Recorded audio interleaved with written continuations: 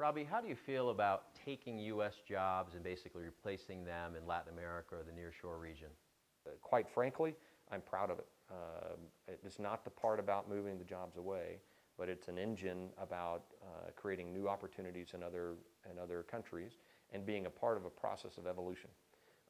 I'm not just an outsourcer that puts work in Guatemala, as we're here today.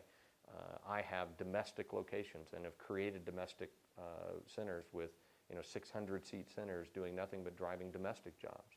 So where it's the right job, the right place, that's where we will put that work. The U.S. population, the American population, has continued, since textiles moved out in the past, have continued to have to do things differently, more and more value add in order to compete in the global marketplace.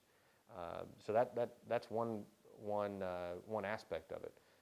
And I'm very passionate about the resilience of the American workforce and American population. More innovation happens out of our country, more new ways of doing business gets created and delivered out of our country, and will continue to do so. As things change and as we're able to move some of the jobs into a global workforce and environment, that will happen. Protectionism, I'm not for. Protectionism slows down the growth of our own country and the benefits that we provide.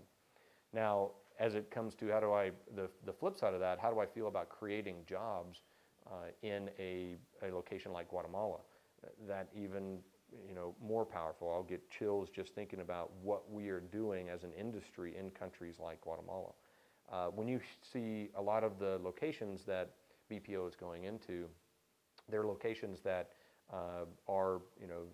they're not third world countries, they're emerging countries.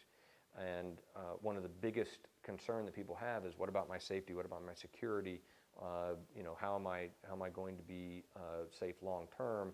In those areas. Well, I tell you, the one way to have a safe global environment and where we feel protected no matter where we go is to have literally middle class in each one of those areas. I mean, laws are obeyed in every country because people feel they have something to lose. And when they don't have something to lose, that's when you have a very bad situation, and one that I'm not comfortable going in or taking my kids into.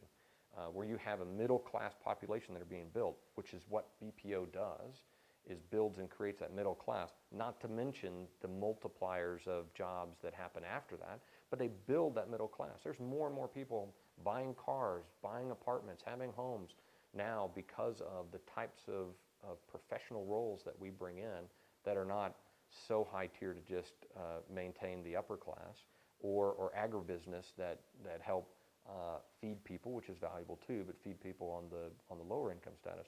But it's creating that middle class piece that I think creates the stable growth economy in a world that I want to be in, not just the country that I want to be in.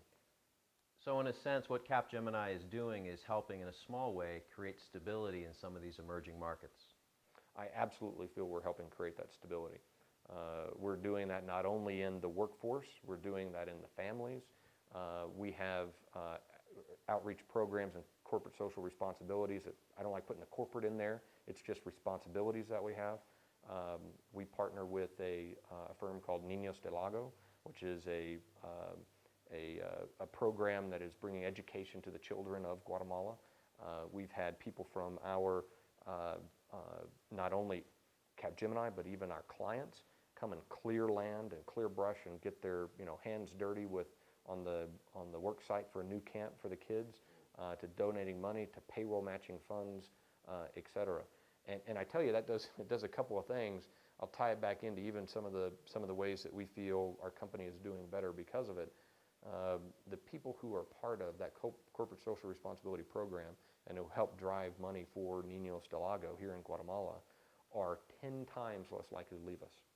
So, I mean, it's just being a part of a company that's doing something good, that is giving part back to Guatemala, where we are getting so much from the people. I mean, the talent of the individuals is really what brings our delivery capabilities to life.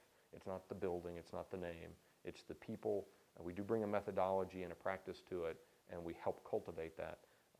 But being part of that family is what really drives the benefits. You'll hear it from our clients. You'll see it in their faces when they come, and quite frankly, you could probably run into their families on holidays in Antigua when they come back, even privately. In your view, do you think over time Americans will see there's a greater good behind outsourcing and that some of this protectionist philosophy will ease? I think so. I mean, over time, it's same. You liken it to the textiles industry about how when the country will actually kind of feel that outsourcing is truly part of a global economy, because that's what it is in essence. If you summed up outsourcing, it's not offshoring, it's global economy, and it's realizing that our economy is not tied into one place. It is a global economy. That's why we don't call it offshoring in Capgemini. We call it rightshoring, because it's where's the right place to put the labor. We have large facilities that are delivering in domestic U.S. For our European operations, in domestic UK, France, across the globe. But we also have an entire distributed delivery model that delivers out of Tier 1 locations and Tier 3 locations, domestic. I'm in Palestine, Texas, and Victoria, Texas, right? And I'm also in Dallas, Texas. So Tier 1 and Tier 2 or Tier 3 locations. And in Eastern Europe, we're in Krakow, Poland, Katowice, Poland, Guatemala. We're now across Latin America and Brazil and Chile. So it's really, I think there more and more now has become an awareness of that global responsibility.